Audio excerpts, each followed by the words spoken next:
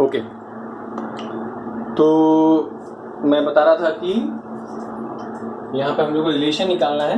ठीक है, मेरा एक्चुअली वीडियो में आगे बढ़ गया था, काफ़ी पीछे मैंने रब किया फिर से, तो और वीडियो बंद हो चुकी थी। तो मैं था इलेक्ट्रिक पोलराइजेशन था शायद यहाँ पे लिखा हुआ कि what is EP. So EP अगर मुझसे पूछा जाए क्या है इलेक्ट्रिक फील्ड, तो मैं बोलूँगा ये मेरा है sigma P upon epsilon not Q, क्योंकि मैंने ऑलरेडी बताया हुआ है कि किसी भी प्लेट, अगर दो प्लेट की बात हो रही है और मुझसे पूछा जा रहा है कि इलेक्ट्रिक फील्ड क्या, अगर दो सेपरेशन है चार, तो मैं बोलता हूँ किसी एक प्लेट के, किसी एक सरफेस की वजह से सिग्मा अपॉन 2 एप्सिलॉन होता है, दूसरे सरफेस की वजह से सिग्मा अपॉन 2 एप्सिलॉन नॉट होता है, और जब ये मिलते हैं तो सादा सिग्मा अपॉन, क्योंकि वो दो प्लेट की बात हो रही है तब वो ठीक है। लेकिन अगर मैं स्पेशली पोलराइजेशन वाले सरफेस के लिए बात कर रहा हूँ अगर, तो इन दैट केस सिग्मा ना होकर सिग्मा पी आएगा। तो ये हो गया पोलराइजेशन वाली बात। दूसरी बात, थोड़ी देर पहले मैंने ऑलरेडी तुम लोग को समझा चुका है कि polarisation is nothing but surface charge density. तो वो चाह रहे हैं कि आप P लिखिए यहाँ पे, so P upon epsilon naught हो जाएगा। उसके बाद तुमको ऑलरेडी मालूम है कि net E is E naught minus EP, where EP is what, P upon epsilon naught. Again you also know P is epsilon naught susceptibility into what, E naught. ये तुम ऑलरेडी देख चुके हो कि P is sorry normal E। ठीक है, तो यहां पे हम क्या करेंगे, E is E naught minus P के जगह में हम लिखेंगे epsilon naught susceptibility into E upon epsilon not. ये एप्सिलॉन नॉट कट जाएगा। अब मैं पूरे इक्वेशन को अगर E से डिवाइड करूं तो क्या आ जाएगा, 1 minus E not upon E minus x हो जाएगा। पूरे इक्वेशन को मैंने E से डिवाइड कर दिया है। अब मैंने ऑलरेडी बता चुका हूं डाइलेक्ट्रिक कांस्टेंट का डेफिनेशन, इलेक्ट्रोस्टैटिक के समय भी समझाया था। It is ratio of force between two charges in vacuum upon air. Similarly it is ratio of electric field due to some charge in vacuum upon some medium. ये थोड़ी देर पहले भी मैंने बताया है, पहले वीडियो के स्टार्टिंग में। तो अगर ये फैक्ट सही है तो ये मेरा K है। तो यहां से क्या बन रहा है कि 1 is equal to K minus susceptibility. तो यहां से क्या आ रहा है कि 1 plus, so either K is dielectric constant is susceptibility plus 1। ये बहुत ही क्रूशियल है हमारे लिए। ठीक है, अब हमको आगे क्या पढ़ना है, वो तो रिलेशन समझ गया तुम लोगों ने कि जरूरी नहीं कि डाइलेक्ट्रिक कांस्टेंट अगर इतनी बड़ी होगी, अगर उनके बीच में अगर डिस्टेंस D होगा, तो जरूरी नहीं तुम डाइलेक्ट्रिक हमेशा D का डालो। मान लो तुमने अगर T थिकनेस का ही डाला, अगर तुमने T थिकनेस का ही डाइलेक्ट्रिक कांस्टेंट डाला, तब तुम्हारे डाइलेक्ट्रिक कांस्टेंट पे क्या फर्क पड़ता है, ये हमें अगर समझना है। तो पहली बात तुमको ये समझना पड़ेगा कि तुम्हारे पूरे डालने से क्या फर्क पड़ रहा था। अगर तुम्हारा प्लेट जितना बड़ा था उतना ही तुम्हारा अगर डाइलेक्ट्रिक कांस्टेंट भी बड़ा है, तो तुम लोग ऑलरेडी समझ चुके हो कि क्या फर्क पड़ता है, K टाइम्स डायरेक्टली इंक्रीज होता है। इस पे आएंगे, इसमें इसी से डायरेक्ट समझाना चाहूंगा बाद में, एक बार में। ठीक है, तो तुम लोग को मालूम है कि जब सीरीज में होता है कोई चीज तो potential is sum of two parts, जैसे V1 plus V2। Now you know Q is CV।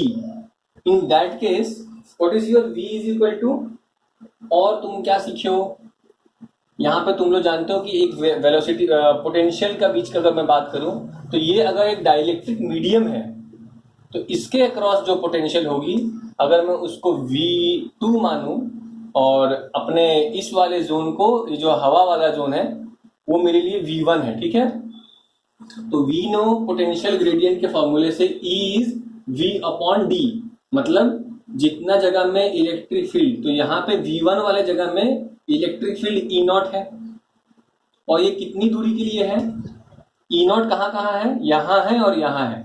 और मैं इस कर्ली पार्ट का लेंथ पूछूंगा तो बेसिकली T वाले में सादा E है, T वाले में मेरा सिंपल E है, E which in where E is actually E naught minus EP।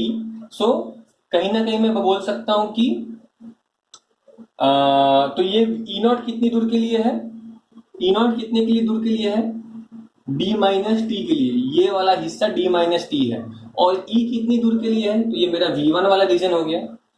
अगर मैं V2 वाले रीजन का बात करूं तो वहां पे ई है और वो कितनी दूर के लिए, टी के लिए है।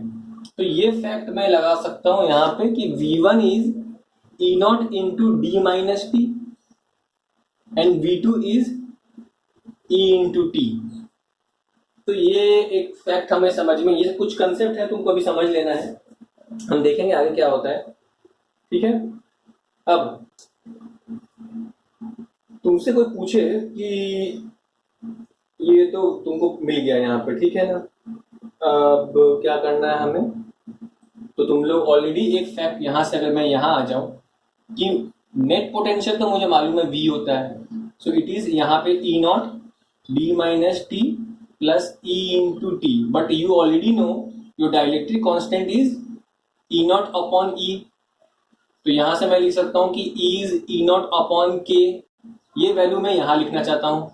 So basically is E naught upon के, यहाँ पे टी।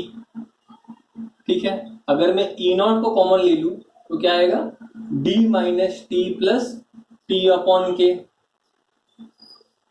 ठीक है, अब व्हाट इज इलेक्ट्रिक फील्ड, ये जो ई नॉट है इसका फॉर्मूला क्या होता है, ई नॉट इज, तुम लोग ऑलरेडी सीख चुके हो कि प्लेट की वजह से सादा सिग्मा अपॉन एप्सिलॉन नॉट था, where sigma was Q upon epsilon naught A था, where Q is charge on the plate. अगर मैं यहाँ पे बोलना चाहूं तो ये वैल्यू मैं लिखना चाहता हूं यहाँ पे, तो मैं यहाँ पे मिटा देता हूं और यहाँ लिखता हूं अगले स्टेप में, it is Q epsilon naught A D minus T plus T upon की।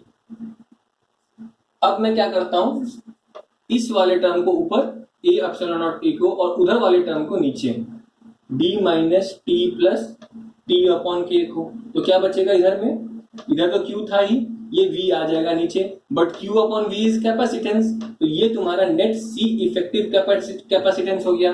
जो तुम्हारा देखो नॉर्मल प्लेट का कैपेसिटेंस, अगर मैं नॉर्मल प्लेट की कैपेसिटेंस की बात करूं तो C इज, तो तुमको ऑलरेडी मालूम है Q is equal to CV, C is Q upon V। ठीक है, तो वहां पे C is epsilon naught A upon D ही आता है। ठीक है, नॉर्मल प्लेट जो नॉर्मल C नॉट होता है वो ये होता है। ठीक है, लेकिन अगर आपने epsilon naught A upon D होता है जिसमें हवा होती है और कुछ नहीं होता है, लेकिन अगर तुमने उसके बीच में डाइलेक्ट्रिक कांस्टेंट डाल दिया जो कि T थिकनेस का है, तो इससे D नहीं रहेगा, साथ में ये वाला टर्म भी आएगा, क्योंकि आपने K डाइलेक्ट्रिक कांस्टेंट का T थिकनेस का दायरा है, तो दो न्यू टर्म आए, थिकनेस T भी मेरे लिए मायने है और K भी मेरे मायने है, इसीलिए ऐसा नया फॉर्मूला कैपेसिटेंस ये बन जाता है। वरना कैपेसिटेंस तो ये थी, क्योंकि किसी कैपेसिटर का कैपेसिटेंस हमारे लिए C is equal to epsilon naught A upon D था। ये चीज मैंने पहले ही ऑलरेडी सिखा चुका है तुम्हें, ठीक है ना। ओके, तो हमारे पास ये आ गया। मान लो ये जो मैंने बोला स्पेशल केस कि ये पूरा का पूरा अगर मेरा अगर टी पूरा दो प्लेट के अगर where D becomes equal to T, मतलब मैं पूरे प्लेट के बीच में अक्खा जगह को अगर मैं डाइलेक्ट्रिक कांस्टेंट से डाल देता हूं, तो ऐसे केस में ये फॉर्मूला क्या बन जाएगा, then new capacitance would be epsilon naught A when T will become D, तो जहां जहां टी है वहां पर डी डाल दो,